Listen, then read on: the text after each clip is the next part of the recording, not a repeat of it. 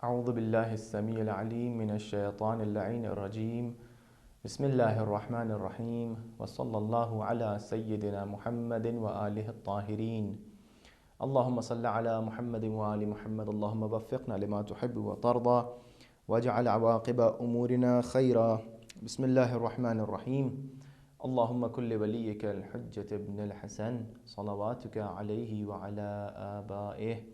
في هذه الساعة وفي كل ساعة وليا وحافظا وقائدا وناصرا ودليلا وعينا حتى تسكنه أرضك توعا وتمتعه فيها طويلا. اللهم صل على محمد وآل محمد وعجل فرجهم. محترم ناظرین، آپ سب کی خدمت میں خیر مقدم ہے. آج کے نویں جلسے میں، گزشتہ جلسے میں جیسا کہ آپ کو معلوم ہی ہے اور آپ کے اذہان عالیہ میں بات ہوگی کہ ہم لوگوں نے توحید کے بارے میں گفتگو کی، دین کی ضرورت کے بارے میں گفتگو کی، انبیاء کے بارے میں گفتگو کی اور انبیاء کی صفات کے بارے میں گفتگو کی. یعنی وہ خصوصیت جو نبوت کی بحث عام طریقے سے تھی. پھر خاص طریقے سے حضرت ختمی مرتبت محمد مصطفیٰ صلی اللہ علیہ وآلہ وسلم کی نبوت کے اوپر گفتگو کی. کچھ دلیلیں تھیں وہ آپ کے سامنے بیان کیں. اور امامت کے سلسلے میں مولا علی علیہ السلام کی امامت کے سلسلے میں نے عرض کیا تھا کہ جس طریقے سے نبوت عام کی گفتگو اور خاص کی گفتگو ہوتی ہے، اسی طریقے سے امامت عام اور امامت خاص کی گفتگو ہوتی ہے. لہٰذا امامت خاص سے علی ابن ابی طالب علیہ السلام کو ثابت کرنے کے لیے بات چل رہی تھی، اور آپ کے سامنے متعدد آیات کو جو ہے وہ پڑھا، اس کی تلاوت کی، اور اس سے یہ ثابت کیا گیا کہ امیر المؤمنین علی ابن ابی طالب علیہ السلام جو ہے وہ امام ہیں، صاحب ولایت ہیں اور رسول اکرم کے جانشین ہیں. جیسا کہ آپ کے سامنے بیان ہوا تھا اور آپ سے وعدہ بھی کیا تھا کہ آج کے جلسے میں ہم امام کی ولایت اور امامت کو روایات کے سائے میں جو ہے اس پہ گفتگو کریں گے اور روشنی ڈالیں گے. اس سے پہلے کہ آج کی گفتگو میں داخل ہوں، ایک اور نقطہ آپ کی خدمت میں عرض کر دیں کہ دیکھیے، امامت کے اوپر ہو سکتا ہے سوال ذہن میں آیا آپ کے کہ امامت کے اوپر آپ نے نقلی دلائل بیان کیے، نقلی یعنی قرآن اور روایات بیان کی، لیکن عقلی دلیل کوئی نہیں دی. تو دیکھیے، یہ جو پورا سلسلہ ہے دلیلوں کا، جس کے اندر دلائل عقلی اور نقلی بیان ہو رہے ہیں، دلائل قرآنی، دلائل ادلہ روائی، تو یہ تمام دلیلیں جو ہیں یہ سب کے اندر ایک امتزاج ہے عقل و نقل کا. یعنی ہم جب آیت بیان کریں گے تو ظاہر سی بات ہے اس سے ہمیں روایت سے بھی جو ہے مدد لینا پڑے گی، شان نزول کو دیکھنا پڑے گا، تاریخ سے مدد لینا پڑے گی، اور ان سب کو اینالائز کون کرتا ہے؟ عقل کرتی ہے. اب اس کے اندر جو ہے وہ مثال کے طور پر آج ہم آپ کے سامنے اگر روایات بیان کریں گے انشاءاللہ، تو اس کے اندر بھی یہی سلسلہ ہے. یعنی جب ہم روایات کو بیان کریں گے تو ظاہر سی بات ہے ہم تاریخ سے بھی مدد لیں گے کہ بھئی فلاں فلاں تاریخ میں فلاں فلاں واقعہ ہوا اور اس مناسبت سے اس طریقے کی جو ہے روایت ہمارے سامنے آئی. تو مثال کے طور پر میں آپ کے سامنے بلکہ عرض بھی کر دوں کہ تاکہ وقت زیادہ نہ ہو، برہان جو تھے وہ کم و بیش جو ہے نبوت کی گفتگو میں جس طریقے سے ہم نے بیان کیا تھا کہ بہت سارے ہمارے پاس جو ہیں وہ دلیلیں ہیں.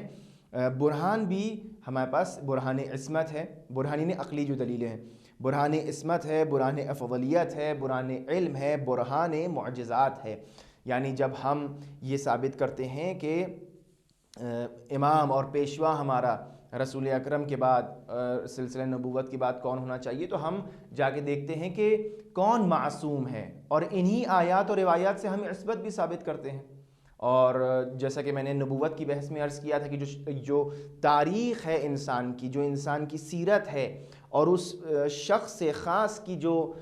زندگی کا مطالعہ ہے، اگر اس کو انسان دیکھے تو اس بات کے اوپر یقین کرے گا کہ بھائی جب ہم نے اس سے کوئی غلطی نہیں دیکھی، کوئی خطا نہیں دیکھی، اور روایات بھی اس کے پر دلالت کر رہی ہیں اور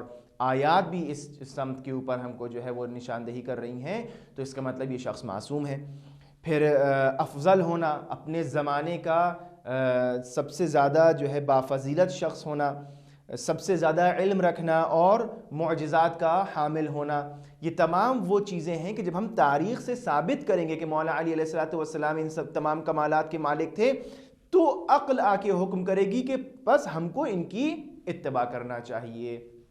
تو آپ نے دیکھا کہ یہ براہین ہیں اور اس کے اندر تاریخی شواہد بھی شامل کیے جائیں گے اور اس کے اندر عقل سے نتیجہ نکالا جائے گا۔ بہرحال تو یہ جو آج آپ کے سامنے گفتگو پیش کرنا ہے اس کے اندر، اور یہ تمام جو باتیں آپ کے سامنے بیان ہو رہی ہیں، دیکھیے کسی تعصب کے تحت نہیں ہیں، کسی لڑائی جھگڑے کے تحت نہیں ہیں، بلکہ ایک دعوت فکر ہے، ایک اسکالرلی ڈسکشن ہے کہ جو انسان کرتا ہے،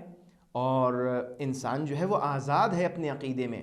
اور انسان آزاد ہے اس بارے میں کہ وہ کیا سوچتا ہے، کیا سمجھتا ہے۔ ہو سکتا ہے کہیں نہ کہیں عمل کرنے میں رکاوٹ ہو، عمل کرنے میں جو ہے وہ بندشیں ہوں، خاص زمانے میں، خاص مکان میں، لیکن ہم کیا آئیڈیالوجی رکھتے ہیں، ہماری جہان بینی کیا ہے، ورلڈ ویو کیا ہے، اور ہم اعتقادات کس کی نسبت کیا رکھتے ہیں، احساسات و جذبات، وہ ہمارا پرسنل جو ہے عقیدہ ہے، اور اس کے اندر ہر ایک آزاد ہے اور اپنی بات کو رکھنے میں آزاد ہے۔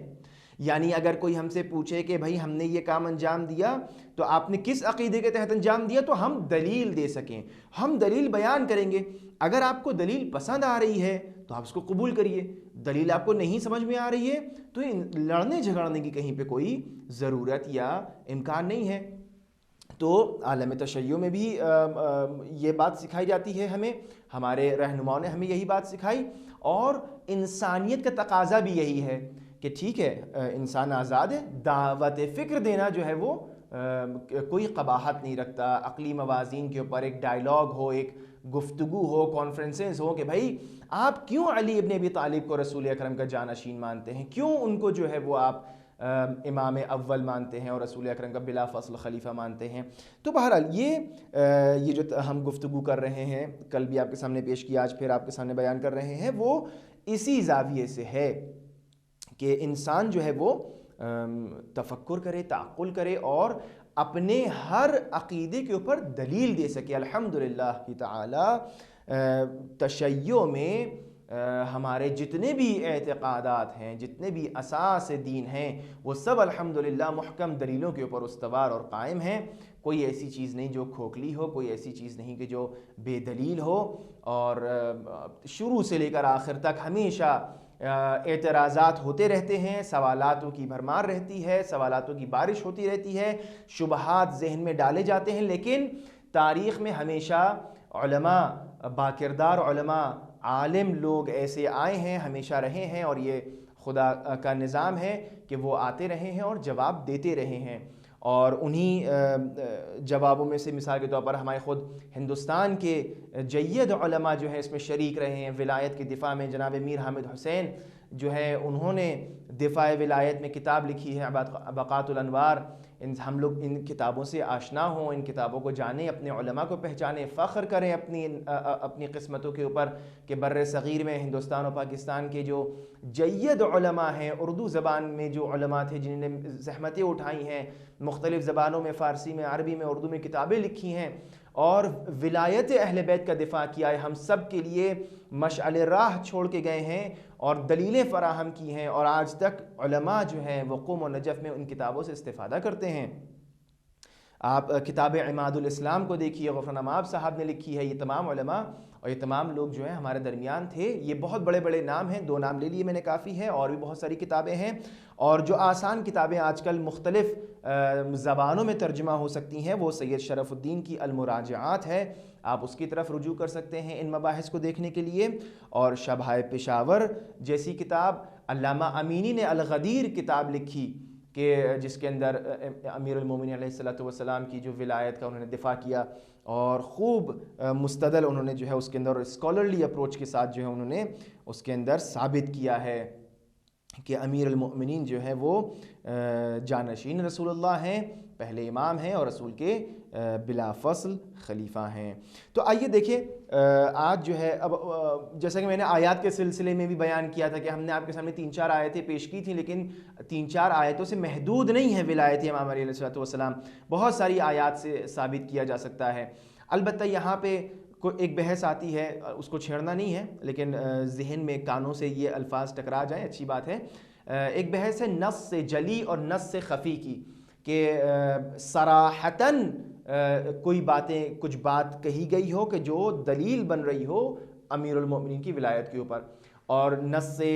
جلی کا مطلب یہ ہوتا ہے کہ اب اس بات کے بعد کسی اور قرینے کی، کسی اور دلیل کی، کسی اور چیز کی ضرورت نہیں ہے، مستقلاً یہ الفاظ جو رسالت مآب کے ہیں یا خدا کے ہیں یہ دلالت کر رہے ہیں امیر المومنین کی ولایت کے اوپر۔ اور ایک ہوتی ہے نص سے خفی۔ نص خفی یعنی کیا؟ یعنی ایک لفظ ہے کہ جو دلالت کر رہا ہے، لیکن اس کے ساتھ ایک حدیث ہے جو دلالت کر، لیکن اس کے ساتھ ہم کو اور بھی چیزوں کو ساتھ میں رکھنا ہوگا تاکہ ثابت کر سکیں۔ تو نص جو ہے وہ 2 طریقے کی ہوتی ہے۔ فی الحال ہم انشاءاللہ آپ کے سامنے جو ہے وہ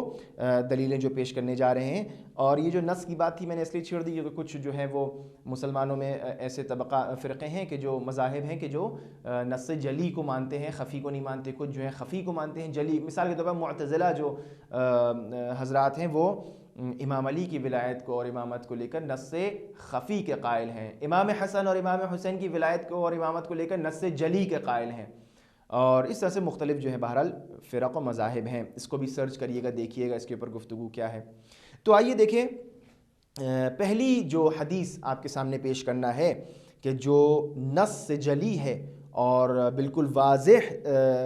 دلیل ہے حضرت امیر المومنین علیہ الصلوۃ والسلام کی جانشینی کے اوپر، ولایت کے اوپر، ان کی جو ہے بلا فصل امامت کے اوپر، وہ ہے حدیث یوم الدار، یا حدیث دار بھی کہلاتی ہے، اور اس کے کئی اور بھی نام ہیں، لیکن جو مشہور نام ہے وہ حدیث یوم الدار ہے۔ قصہ کیا ہے، تاریخ کیا ہے، آپ کے سامنے اس کو بیان کرنا ہے، اور اس قصے کو بیان کرنے سے پہلے یہ جو آیہ کریمہ ہے، چونکہ اس سے مرتبط ہے لہٰذا میں آپ کے سامنے اس کی قرأت کروں کہ سورہ شعراء میں آیت نمبر 114 اور 115 کو 214 اور 215 کو دیکھیے کہ جس میں ارشاد رب العزت یہ ہو رہا ہے کہ بسم اللہ الرحمن الرحیم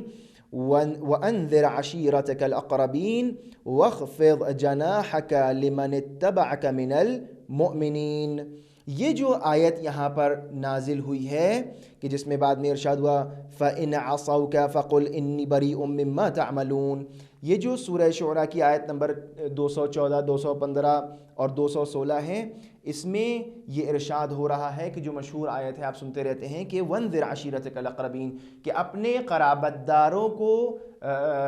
ڈراؤ، اپنے قرابت داروں کو کیا کہتے ہیں، دعوت دو، اور وَاخْفِضْ جَنَاحَكَ لِمَنِ اتَّبَعَكَ مِنَ الْمُؤْمِنِينَ، اور جن مومنین نے آپ کی اتباع کی ان کے لیے آپ جو ہے وہ خضوع اور خشوع اور ان کے سامنے جو احترام سے پیش آئیے، ان سے نرمی سے پیش آئیے۔ تو اب یہاں پر یہ جو پورا واقعہ ہے، جیسے ہی یہ آیت نازل ہوتی ہے تو اب یہاں پہ تاریخ ہے، دیکھیے میں نے آپ سے کہا کہ ہمیں آیات، روایات، تاریخ، عقل، تمام چیزوں سے مدد لیتے ہوئے جو ہے وہ کیا کہتے ہیں ایک استدلال تک پہنچنا ہے،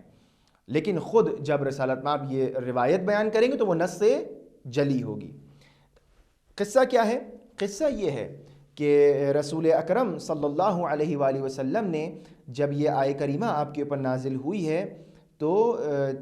ہجرت کے 3 سال یہ آیہ کریمہ جبرائیل امین لے کر نازل ہوئے، اور جیسے ہی یہ آیت نازل ہوئی ہے تو رسول اکرم نے امام المتقین علی بن ابی طالب علیہ السلام کو یہ حکم دیا کہ وہ جناب عبد المطلب کی جو آل ہے، جو ان کے فرزندان ہیں، اولادیں ہیں، ان کو دعوت دیں، ان کو بلائیں،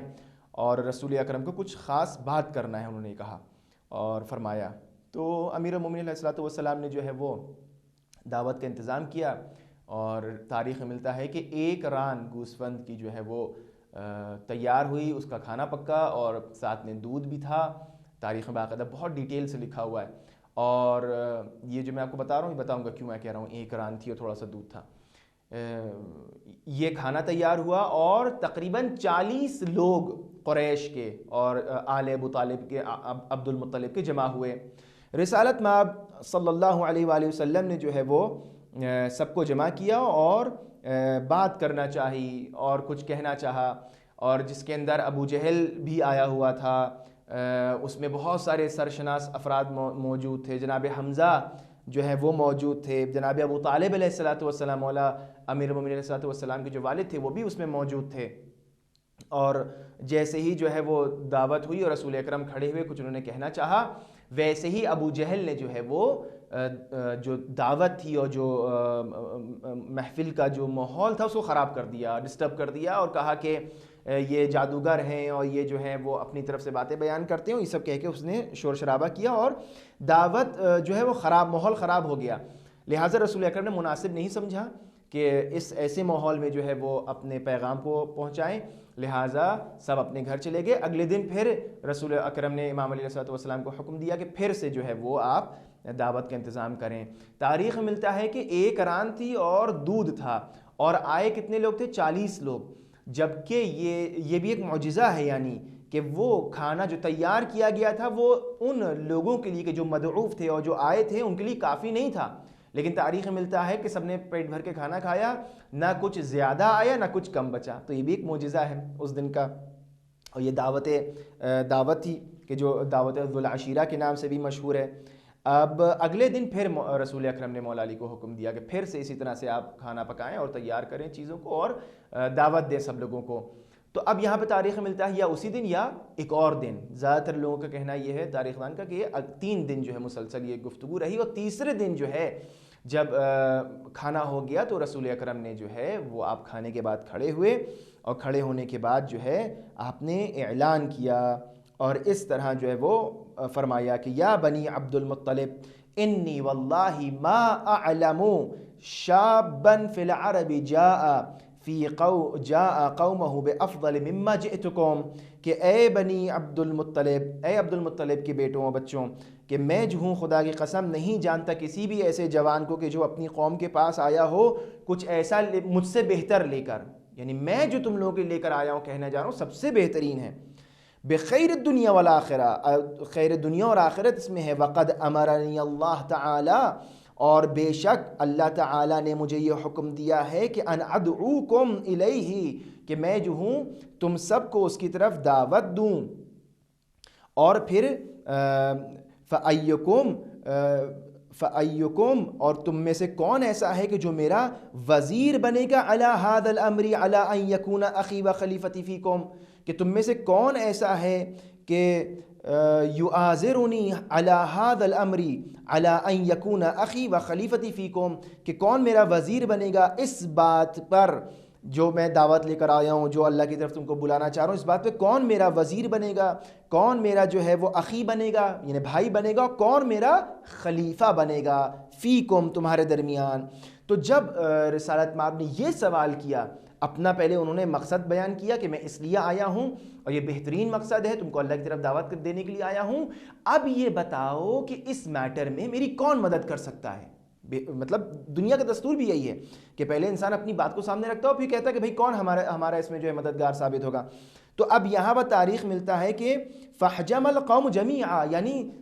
جتنے بھی سب لوگ سامنے بیٹھے تھے کوئی ٹس سے مس نہیں ہو رہا تھا، اور کسی میں اتنی جرأت نہیں تھی کہ جو ہے وہ کھڑا ہو اور کھڑا ہو کے جو ہے وہ یہ کہے کہ میں آپ کے سامنے جو ہوں آپ کی نصرت کروں گا۔ لیکن تاریخ میں ملتا ہے کہ مولا امیر المؤمنین علی ابن ابی طالب علیہ الصلوۃ والسلام کھڑے ہوئے اور انہوں نے فرمایا کہ انا یا نبی اللہ اکون وزیرک علیہ، کہ اے ولی اللہ، اے رسول اللہ، اے نبی اللہ، میں آپ کا وزیر جو ہوں بنوں گا، میں آپ کی جو ہے مدد کروں گا اس معاملے میں۔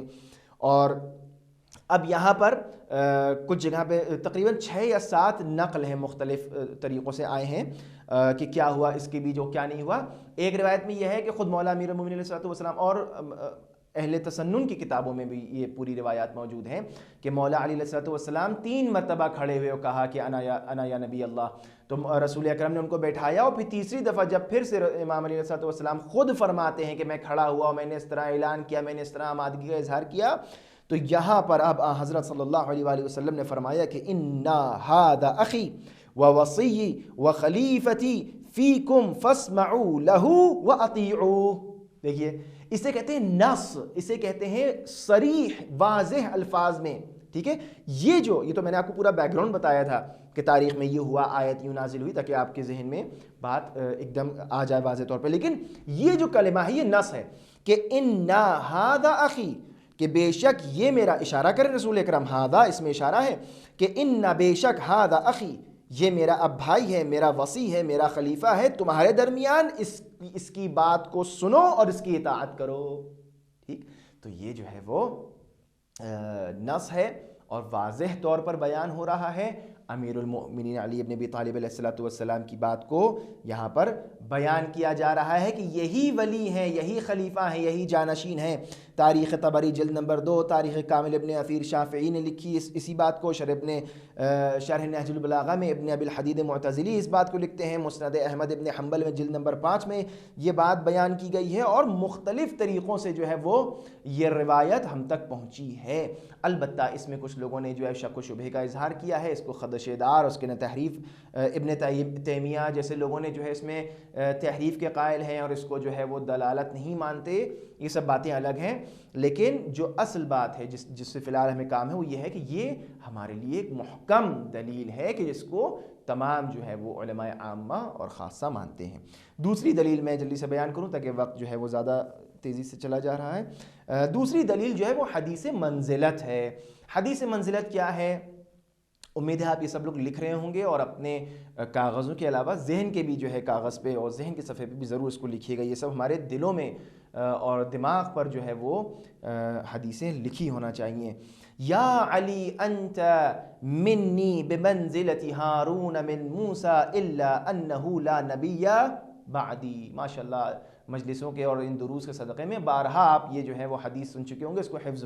حفظ بھی کر لیا ہوگا. تو اب یہاں پر یہ جو دلیل، یہ جو روایت ہے اور یہ جو حدیث منزلت، اس کا نام ہے حدیث منزلت، یہ بھی بہت ہی واضح طور پر جو ہے بیان کیا جا رہا ہے کہ اس کے اندر مولا امیر المؤمنین صلی اللہ علیہ وسلم کو جناب ہارون سے تشبیہ دی جا رہی ہے، اور یہ کہا جا رہا ہے کہ اے ہارون، اے علی، آپ جو ہیں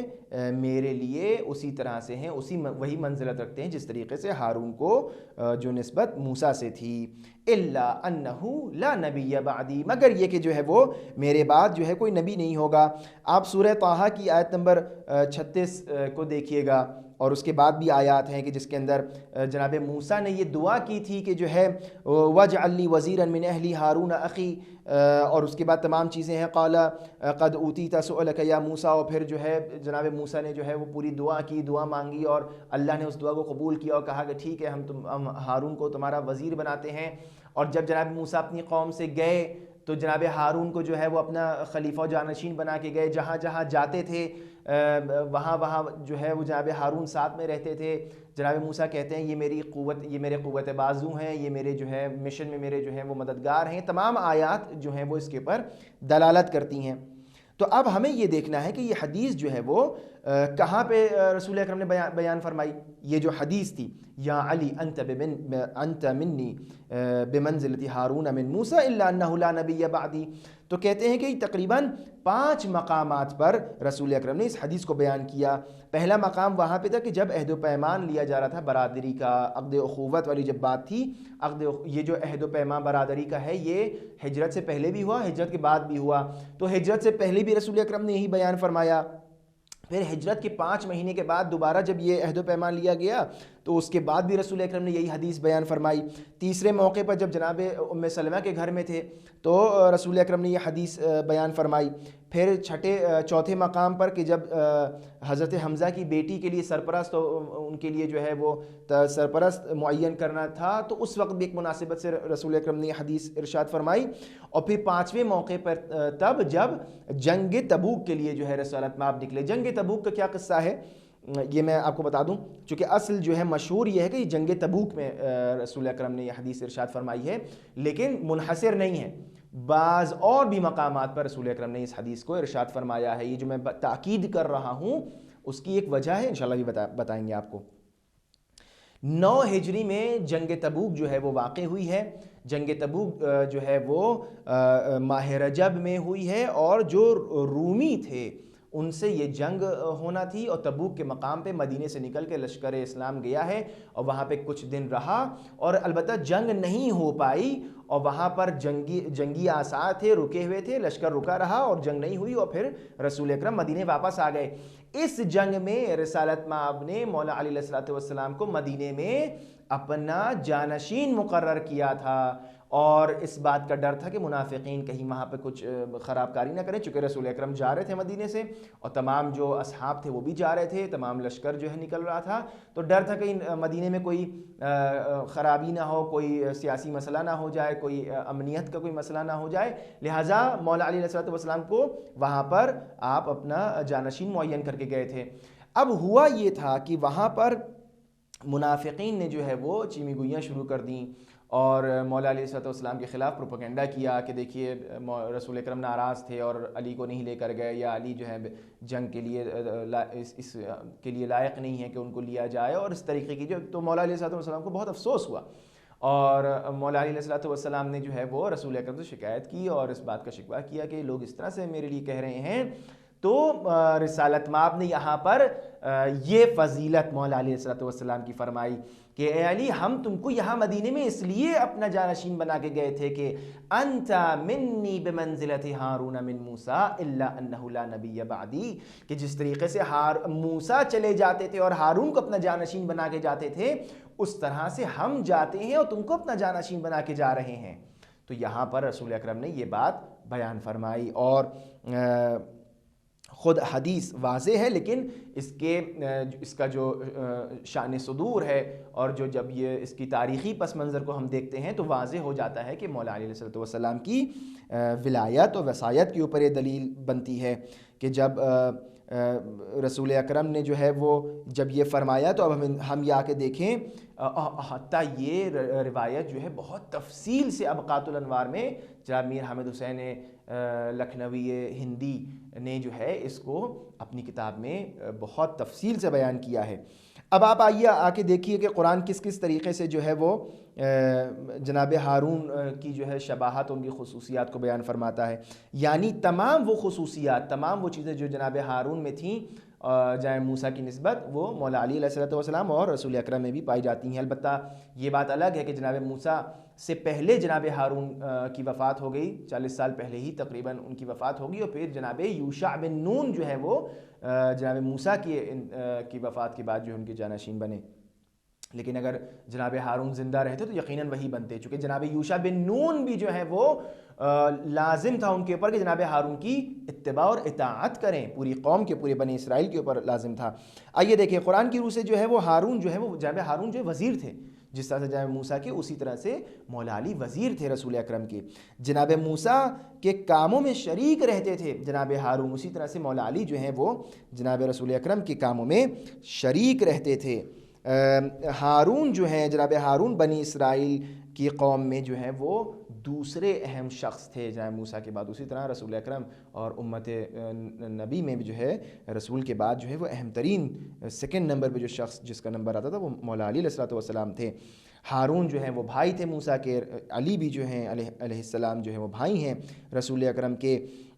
ہارون بہترین فرد تھے، قرآن کی آیات اور روایت سے ملتا ہے، اسی لیے مولا علیہ السلام بھی جو ہیں وہ خیر البشر ہیں۔ اور جناب موسیٰ جو ہیں وہ ان کی جناب موسیٰ کی غیر موجودگی میں ہمیشہ جناب ہارون جو ہیں وہ فیصلے لیا کرتے تھے اور ان کی نیابت کیا کرتے تھے۔ مولا علی علیہ السلام بھی جو ہیں رسول اکرم کی غیر موجودگی میں اسی طریقے سے ان کا بھی حکم تھا۔ جناب ہارون کے لیے تھا کہ عالم ترین شخص اپنے زمانے کے تھے جناب موسیٰ کے بعد، مولا علی علیہ السلام کی بھی یہی کیفیت تھی۔ اب لوگ یہ کہتے ہیں کہ جو ہے وہ بعض لوگوں کا اس پہ اعتراض ہے کہ یہ جو روایت ہے یہ صرف جنگ تبوک کے لیے ہے، صرف مدینے کے لیے ہے، لیکن یہ غلط ہے، چونکہ رسول اکرم نے اس روایت کو جو ہے وہ صرف جنگ تبوک کے موقع پہ نہیں بیان کیا وہاں سے واپسی کے بعد، بلکہ میں نے عرض کیا یہاں پر کام تھا مجھے اس سے، بلکہ 5-6 مقامات جو ہیں وہ تاریخ میں ذکر ہوتے ہیں کہ جہاں یہ روایت ذکر ہوئی ہے۔ اور یہاں پر ایک اور نکتہ بھی قابل غور ہے، وہ یہ کہ جب یہ فرمایا رسول اکرم کہ الا انہ لا نبی بعدی، مگر یہ کہ میرے بعد اب کوئی نبی نہیں آئے گا، تو یہ اس بات کا اشارہ ہے کہ یہ جو علی کی یقیناً جناب موسیٰ اور ہارون کی جو وصایت اور خلافت کا معاملہ تھا وہ ایک مدت تک کے تھا، اس کے بعد جو ہے کوئی اور خلیفہ بن گیا، کوئی اور نبی آیا، اس کے بعد اور نبی آئے، لیکن میرے بعد کوئی نبی نہیں آئے گا اور علی کی جو جانشینی ہے وہ ان کی اولادوں کے ذریعے وہ جو ہے قائم و دائم رہے گی۔ اس سے یہ بات کا استفادہ کیا جاتا ہے۔ جناب رسول اکرم نے فرمایا کہ میں اپنے بچوں کا نام ہارون کے بچے جن کا نام جو ہے وہ شبر اور شبیر تھا، حسن اور حسین رکھ رہا ہوں۔ یہ بھی آپ نے بارہا اس کے اوپر جو ہے وہ تاکید فرمائی۔ تو ہمارے سامنے اس طریقے کی جو ہے وہ شواہد موجود ہیں، اور پھر بہرحال وقت بہت تیزی سے گزر رہا ہے اور اس مختصر سے موقع پر بس یہ اتنا ہی آپ کے سامنے بیان کیا جا سکتا تھا، لیکن اس کے علاوہ بھی جو ہے ہمارے پاس حدیث غدیر موجود ہے کہ جس کے اوپر، اس کو میں نے آخر میں اس لیے رکھا چونکہ اس کے اوپر گزشتہ درس میں گفتگو ہو چکی ہے آیت کے ذیل میں۔ تو حدیث غدیر کیا ہے؟ حدیث غدیر وہی ہے کہ غدیر کے موقع پر، حجۃ الوداع کے موقع پر رسول اکرم نے سب سے عہد و پیمان لیا اور پوچھا کہ الست اولی بانفسکم، یہ تیسری دلیل آپ کے سامنے بیان کر رہا ہوں، الست اولی بانفسکم، کیا میں تم لوگوں کی جانوں پر تم سے زیادہ جو ہے وہ اولویت نہیں رکھتا ہوں، حق سرپرستی نہیں رکھتا ہوں؟ تو سب نے کہا قالوا بلا، اور سب نے کہا کہ جو ہے ہاں یا رسول اللہ، سب نے حامی بھری۔ تو فرمایا کہ من کنت مولاہ فہذا علی مولا، یہ صریح دلیل ہے کہ جس کا مولا میں ہوں اس کے مولا علی ہیں۔ اب یہاں پہ لوگوں نے یہ بہت عجیب اور ایک تو امتیاز ہے تشیع کے لیے کہ بہت سارے تواتر جو ہیں وہ معنوی ہوتے ہیں، لیکن یہ حدیث جو ہے تواتر لفظی کے ساتھ ہمارے پاس آئی ہے، یعنی لفظ با لفظ جو ہے وہ لوگوں نے اس کو نقل کیا ہے، تاریخ میں اس کو جو ہے وہ راویوں نے نقل کیا ہے، کوئی جو ہے اس میں رد و بدل نہیں ہے۔ اب اس میں آ کے لوگوں نے مولا کے معنی میں جو ہے اعتراض کیے، فلاں کیا، چونکہ اصل روایت اور صدور روایت کو جو ہے وہ خدشہ دار اور شبہناک نہیں بیان کر سکے، لہٰذا اس کے معنی میں جو ہے وہ سوالات کھڑے کیے۔ پھر رسول اکرم کا جو رد عمل اس جو ان کی جو تاریخ کا پس منظر ہے اور کس طریقے سے رسول اکرم نے، میں نے عرض کیا تھا آپ کے سامنے کہ کس طریقے سے خطبہ ارشاد فرمایا غدیر کا، اور اس کے بعد جو اعمال کیے ہیں کہ مثال کے طور پر آپ نے لوگوں کو حکم دیا کہ جاؤ مبارکباد دو علی کو، اور علی ابن ابی طالب کو سلام کرو یہ کہہ کر کہ آپ امیر المؤمنین ہیں، فرمایا کہ سلموا علی علی بامرۃ المؤمنین، اور پھر کئی دن تک جو ہے وہ لوگوں سے بیعت دلوائی گئی۔ رسول اکرم نے کہا کہ جاؤ بیعت کرو علی کے ہاتھ پر، عورتوں کو بلایا گیا، مردوں کو بلایا گیا، سب نے خاص طریقے سے بیعت کی۔ تاریخ میں یہ چیزیں موجود ہیں، اگر کوئی بغیر کسی تعصب کے ان تمام چیزوں کو دیکھنا چاہے تو اس کے لیے ایک دلیل بھی کافی ہے، اور اگر کوئی واقعاً عناد رکھتا ہو، دشمنی رکھتا ہو، تو ہزار دلیلیں بھی اس کے لیے کم ہیں کہ وہ علی ابن ابی طالب علیہ السلام کی فضیلت سے چشم پوشی کرے۔ واقعاً اگر ہمارے پاس یہ دلیلیں بھی نہ ہوتی، غدیر کا واقعہ بھی نہ ہوتا، بالفرض میں یہ کہہ رہا ہوں کہ آیات بھی جو دلالت نہ کرتی، لیکن صرف تاریخ ہمارے پاس ہوتی اور وہ یہ ہم کو بتاتی کہ ایک فرد ایسا گزرا ہے رسول اکرم کے زمانے میں اور رسول اکرم کے بعد تک وہ زندہ رہا، کہ جو رسول کے بعد افضل سب سے زیادہ بافضل تھا، افضل تھا سب سے زیادہ، اور تمام لوگوں کے اوپر جو ہے وہ علم و شجاعت و تقوی و پرہیزگاری اور اخلاص اور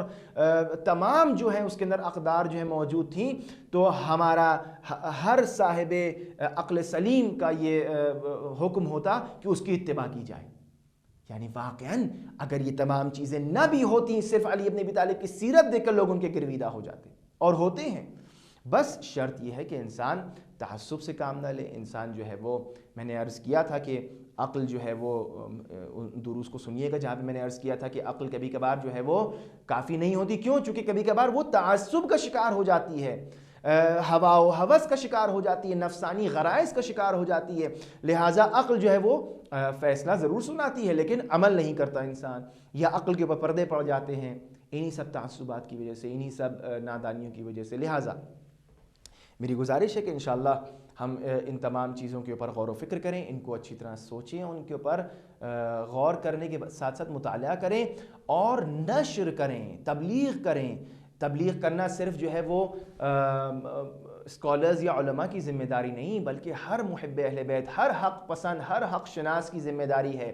کہ وہ اپنے محدود جتنا اس کو آتا ہے، جو بہترین طریقے سے اسے سیکھا ہے، اور وہ پیغام غدیر کو نشر کرے، وہ علی بن ابی طالب اور اہل بیت علیہ الصلوۃ والسلام کی جو ہے وہ ولایت اور امامت کی جو دلیلیں ہیں ان کو نشر کریں، اپنے درمیان، اپنے گھر والوں کے درمیان، اپنے بچوں کو سکھائیں اور اس پیغام کو آگے پہنچائیں۔ پروردگار انشاءاللہ ہم سب کو توفیق دے کہ ہم اہل بیت کی سیرت کو سمجھ سکیں اور اس پہ عمل کر سکیں، اور ان کی محبت ہمارے دلوں میں ہمیشہ قائم و دائم رہے، اور انشاءاللہ اس عظیم مہینے اور ان بابرکت ایام سے بہترین طریقے سے استفادہ کر سکیں۔ والسلام علیکم ورحمۃ اللہ وبرکاتہ۔